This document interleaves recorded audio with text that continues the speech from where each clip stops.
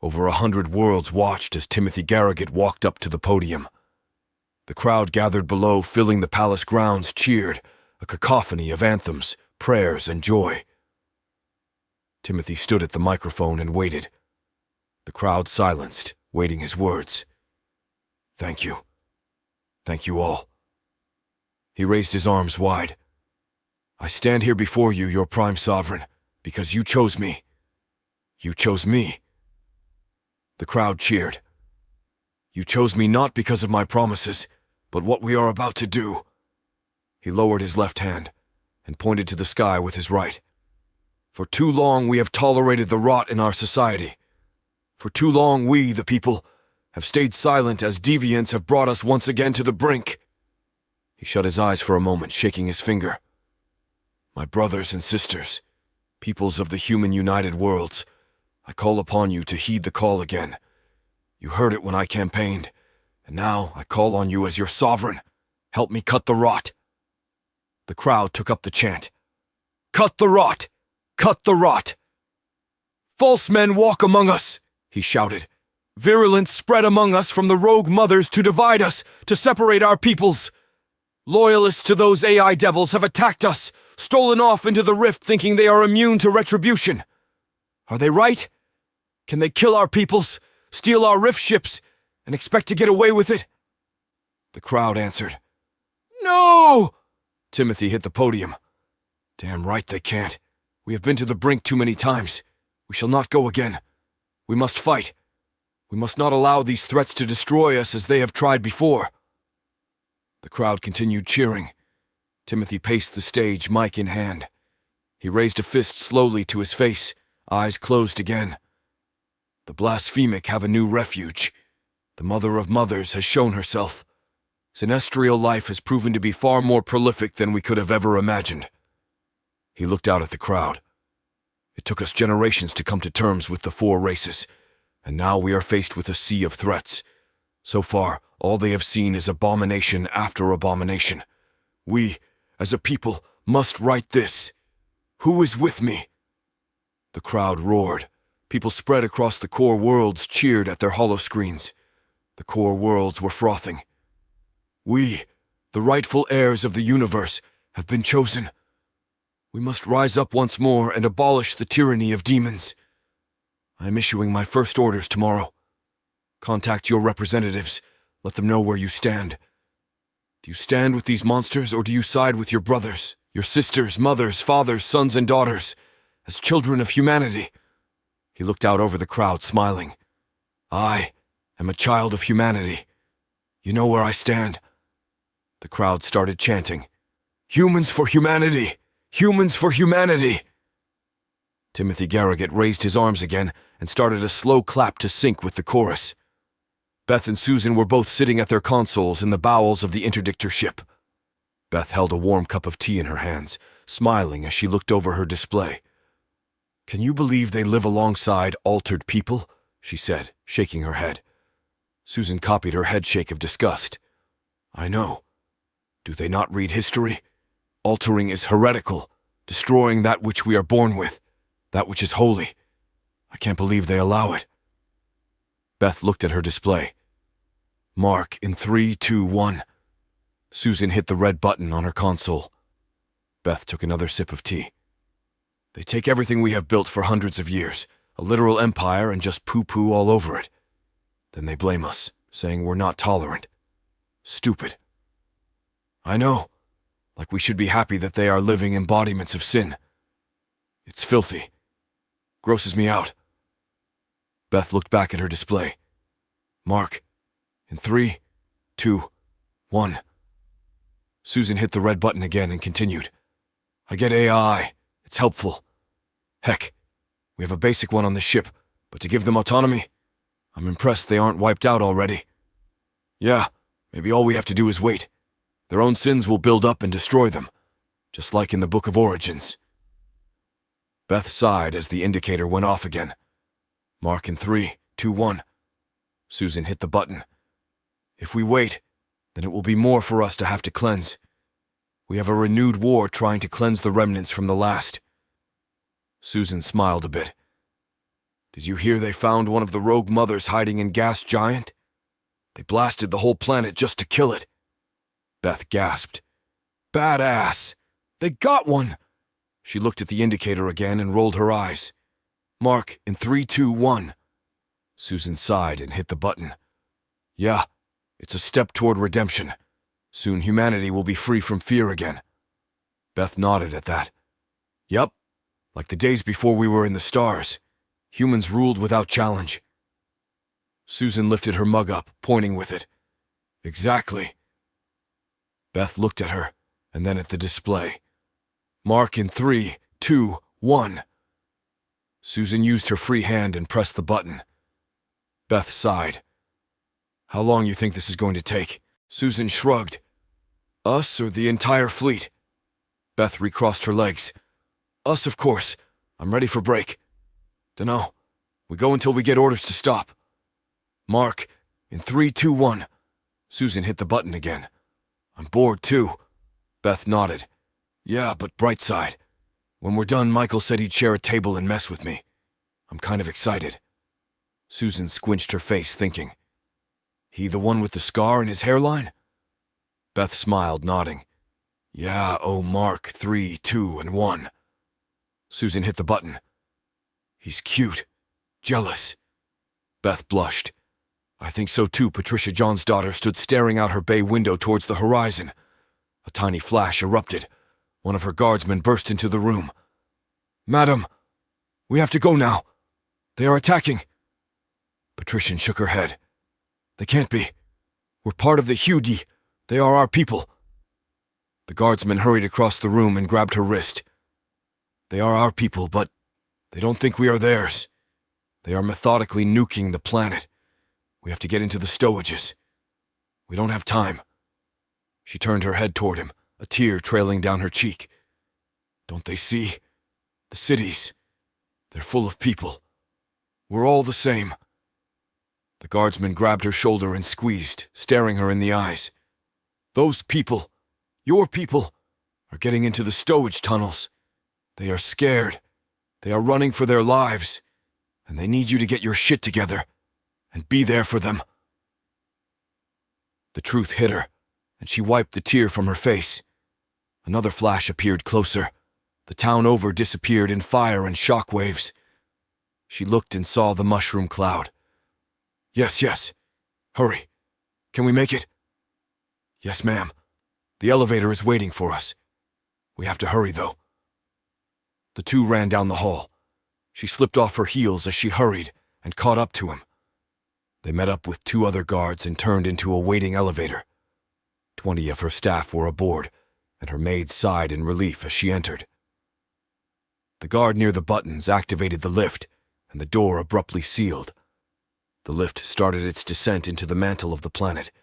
The lift stopped, and the door opened just as everything vibrated and the lights flickered. The white-blue glow was replaced by a red-yellow of emergency power. Everyone went quiet. The guardsman exited the lift and motioned for everyone to follow. He led them through the stone corridor and onto an unused waiting monorail. They finished entering and sat down. The doors shut, and a blue hologram of a woman in a safety officer's uniform appeared. Hello, everyone. It appears we are having an emergency. Is everyone seated? The hologram looked and noted everyone was indeed sitting. Good, she said. We will be departing shortly. Please keep calm. We will be safe soon.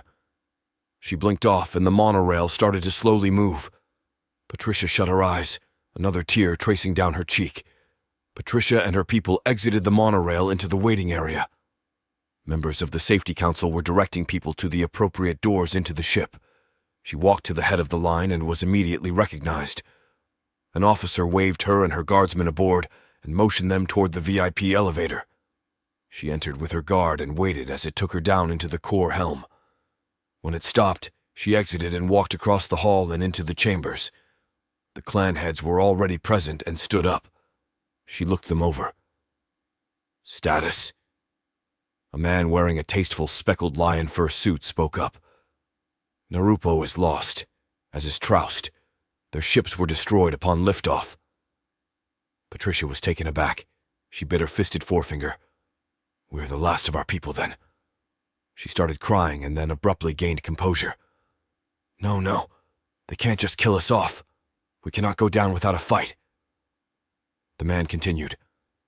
Ma'am, our warriors are fighting above our heads as we speak. Their fleets are too many, though. Our fighters aren't enough. Another man wearing a red robe, having been disturbed from his sleep, started speaking. They've taxed us too heavy for too long. We helped build the very fleet that will bury us. Patricia walked over to her seat and sat down. Everyone followed suit. The word will spread. People will fight back. Hell, the allied species may even fight back. The xenophobia is against them too. She looked around the table. Shintal, the mayor of Killen, spoke up. No, ma'am. They won't. The Sovereign coordinated this across 36 worlds. The core planets all want us erased. Everything we are, everything we believe, they want gone. Everything that is not them, including the allied species, they want to make disappear. Hopefully others will escape into the rifts. There is hope among the vastness. Others will escape. Shintal shook his head. Their hate extends to the rift itself. Rift-capable vessels were targeted first, across all worlds.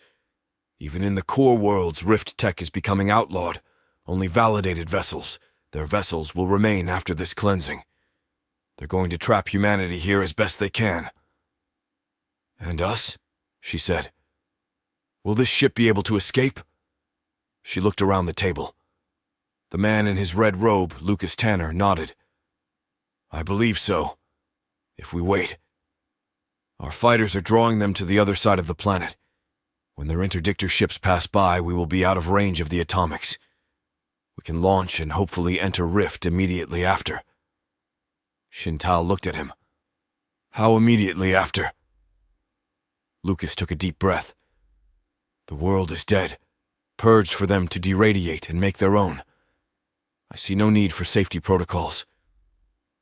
Patricia closed her eyes, touching the bridge of her nose. Any who manage to shelter in bunkers would be dusted if we rift in atmosphere. They're not going to stop. They'll continue so long as life signs exist. You know the depth of their hatred. Patricia put her hand down and looked around the table. If we do that, and some of our people are still alive out there, then we're no better than the New Anglicans. We'd be killing innocents. She paused as she met every man's eyes. We take a vote. She paused. Everyone for? Numerous hands went up. Against? She raised her hand, alone except for Shintal. Then may the gods help us. She turned and motioned her guardsman to come over. He knelt beside her. Yes, ma'am. Tell the captain to uncouple and enter Rift as soon as everyone is safely aboard. He nodded. Yes, ma'am. Russell walked back over to Fufang's apartment. He rang the door and was quickly greeted by the little Infinigan. He waved him in. Come on. I got it finished for you. Russell entered the severely cluttered room, and the door slid shut behind him. Fufang jumped and crawled over to a crate. He lifted out a slick-skinned feline-ish creature. It had 3 eyes on each side of its head, and several long black hairs sticking out the back like plumage. Russell stepped over some piles and reached for it. It hissed just like a cat. Badass. It's amazing. Fufang bobbed his ears. Couldn't have done it without that data stick you brought. You did good. All sorts of goodies in it. Russell pet the faux cat. It shivered with each stroke. Oh man, my buddies are going to be jealous. This thing is Stampede. I love it. He looked over at the Infinigan. So, what's the total for it? Fufang moved his head around, thinking. With the data calculated in, I'll sell it to you at cost. 100 clams should cover it. Easy. Russell swiped the credits over. There you go, bud. Fufang pointed at the creature. Don't tell anyone where you got that thing. If anyone asks, you found it in a vent or something. No one needs to know my shit. Russell smiled. Deal. Thank you again, lil bud. Fufang, shoot him out. Get. Don't let anyone see you either. Russell nodded and stepped back out the door, ducking the creature into his jacket. Olivia Langdon had made it back to Twain and back home into Sam's bed. The two had taken a week off, and were spending it in the apartment enjoying each other. Olivia was lounging nude in bed, eyes shut, and Sam slowly smoothing over her tiny pooch of a tummy. She stretched her arms and Miss Mishi curled up in the small of her back. "Sam?" "Yeah?" "That guy you sent to help on my bridge, Josiah." "What about him?" Sam asked. "He did well. He had data up and ready before I needed it, helped optimize things with Curator. He was a pretty good team player." Sam leaned into her. "Good. I was worried. He came with the new Anglicans. It was a good plus for him when he'd rather work than join them in Kamai. I'm thankful he worked out." "I had lunch with him a few times," she said. "Oh? You did?" He looked over into her face. She opened her eyes. "Don't be jealous. It was just work. He told me about being a privateer during the last war. He helped people." Sam nodded. "Yeah. The only reason he was imprisoned was he helped the losers. He's got a touch of good in him." "I think so too. I don't think he's crew. He needs a ship." Sam thought for a moment. "If you think he's that trustworthy, okay. I trust you." She smiled. "Not a big ship. A cutter to start with. Maybe run with a freighter pack. Mercenary support?" "Exactly." She rolled over a bit and started petting the pink cat. "He has the wits. He could help start building up a skilled navy. The more ships we have out there training up crew, the better." Sam gave her a slow nod. "Yeah, Dam is building up a fleet. I get it. It's not paranoia if there really are threats, but he's hyper-focused. I'm kinda concerned." "I wouldn't be. I talked to him when he stopped by Vitalia." She touched his hand on her tummy. "We're vulnerable out here. He wants to protect his daughter." Sam looked down at their hands and smiled. He reached over to the side table and pulled out a small black box. He moved it over to her hands. Olivia looked at it. "You didn't." He smiled. "We're gonna have a kid together. I'd like you to be my wife." She almost broke down crying as she opened the case, exposing an intricately crafted wire ring with a red gem inset. He took it out and slid it on her finger, and she hugged him. "Yes. Yes, you idiot. I'll marry you." The two laid in bed and kissed, the ring glowing a slight red on her finger. Micah and Asterion walked through the misty halls towards her cousin's apartment. "That idiot hasn't talked to me in a few days. He won't answer his comm. I'm kinda worried." Asterion had his massive hand on her shoulder. "Don't worry. He's probably just on another bender. I think it's stupid that Sam gave all the Posar crew a monthly stipend. Most are just getting drunk all the time. Fucking dumb." She looked up at him. "I have that stipend. I'm not drunk, and if anything, I think it's promoting a population boom. You think maybe he wants us to start families here?" Asterion chuckled. "You think Sam thinks on the large scale like that? I doubt he even knows what he's doing tomorrow." The two stopped at Russell's door. Micah rang the announcer. The two stood waiting, no answer. She knocked with her fist. "Russell, open up, or I'm using my key and coming in." Still no answer. Micah swiped her data slate over the sensor and the door opened up. Something scurried out from the door as the mist rolled into the room. Asterion felt it brush his feet and he shrieked. "What the fuck was that?" Micah jumped back. "No idea." She stepped into the apartment warily. "Russell, you home?" Asterion stepped in and gasped. "What the fuck is this?" Micah touched a wall. Webbing came back attached to her fingers as she pulled back her hand. "Ew." Asterion walked deeper into the web-covered apartment and stopped. Micah stood next to him, staring at the dried and shriveled husk that was Russell. "What the fuck?" she said, echoing him. Asterion touched his comm. "Orbit. Orbit, holy shit." Orbit appeared, projecting himself from Asterion's datapad. "Oh wow, biothreat. Notifications are being sent. Officers, air, and preservers are en route. Are you two safe?" Micah turned and looked at the door. Whatever did this I think is loose out there." Orbit flickered. Running logs, tracking creature now. Isolated. Team dispatched. Micah turned back to her cousin. Damn it. He was family. My only family here. She leaned into a Asterion and started crying as 2 officers arrived. One of Perry's children, Slayer, Stubborn, and a hagfish had joined the hunt. The entire station was on high alert, and Orbit was directing the groups to corner the creature. Stubborn walked through the waste processing room, scythe drawn. I don't see anything, she flashed. Slayer replied, Damn suits, can't smell it either. The Gallic bodies responded, It's here. I smell it. One of its bodies turned towards Stubborn. We're curious about your species. You should amend your wills. We would pay well for your bodies if you die. Slayer flashed rage. Mind the hunt, parasite. The hagfish knelt down, fragger in hand and pointing. I think it's here. The creature jumped out, a sharp needle of a mouth piercing the hagfish. Slayer leapt over and struck the creature, knocking it off the group member. The hagfish stumbled back, a gaping wound already starting to swell up as it oozed out black and blue blood.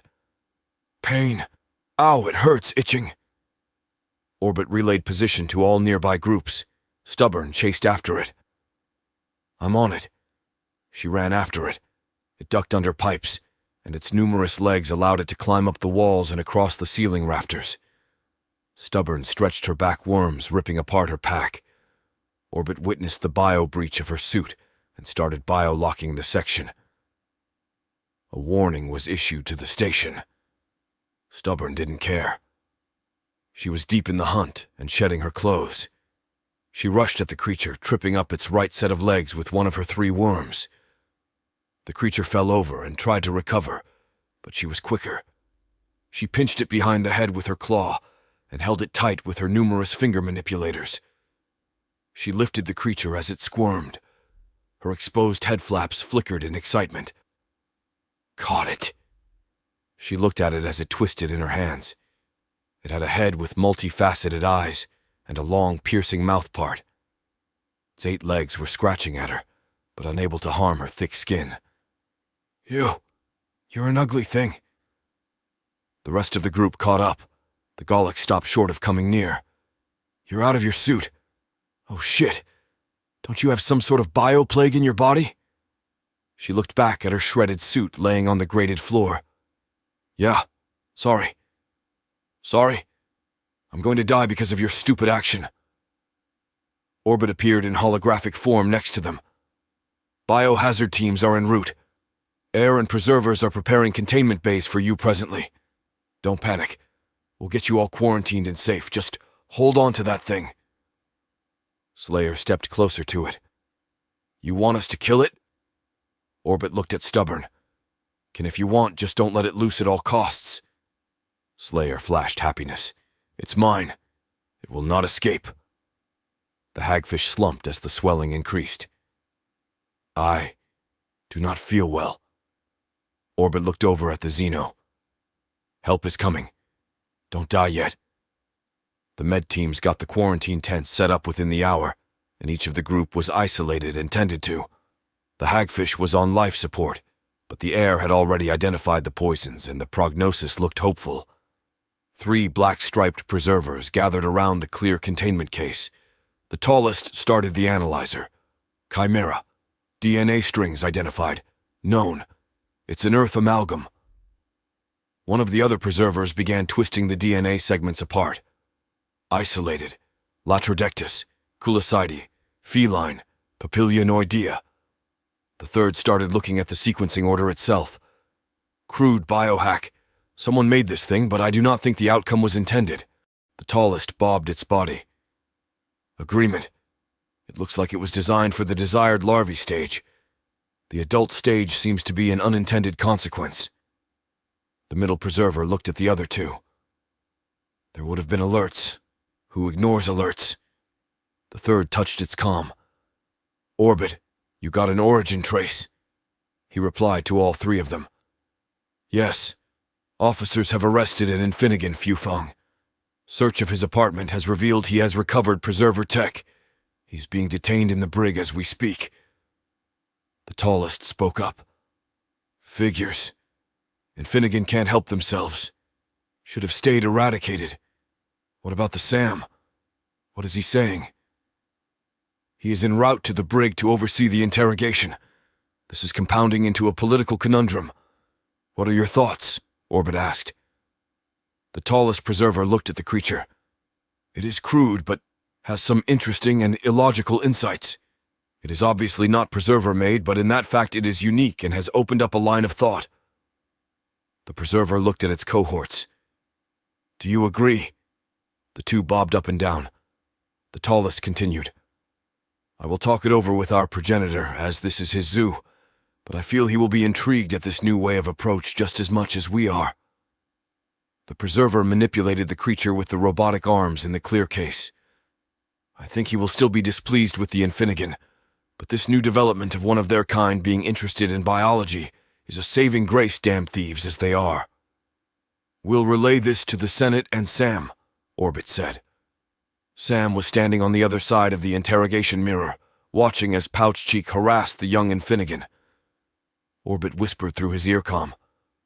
Sir, the scribblers are already drafting up tech procedure regulations and wanting to start an oversight organization. Sam nodded. Good. I approve of that. What about the Vitalian biological threat? Are any infected? Yes, the Gallic have come down with an illness, but the air are moving it over into an unafflicted body. Should recover fine. And the hagfish? It lost the tentacle, but is recovering. This could have been a lot worse. I know, sir. Oh, sir. Something is happening. Sam looked at the other officers in the room. What is it, Orbit? There is something happening in the rift, sir. Debris, lots of it, entering into the core donut. There are weapons fire. Shit. We have incoming? There is a ship under attack. It is on course to exit near Kawaru. The other AI are notified and helping me analyze the situation as we speak. Alert all captains and get everyone prepared. High alert. The ship is Hailung, sir. It is hailing all Clouder worlds asking for assistance. Data transfer in progress. Sam exited the room and started down the hall. He could see others touching comms and starting to hurry. Sir, human space is at war. Our existence has caused a divide, apparently, and the ship, the Carpathian, seems to be the only survivor ship of the Hailung worlds. Sam stopped. They had 7 worlds, fertile colonies. They're gone? Them and others, sir. The Hue are conducting a galactic cleanse. Get the information out. We have incoming, and need all hands at the ready. And Fufeng? He's just been overshadowed. Keep him locked up, the tech in evidence, and get Dam on board. Yes, sir. He has already been informed.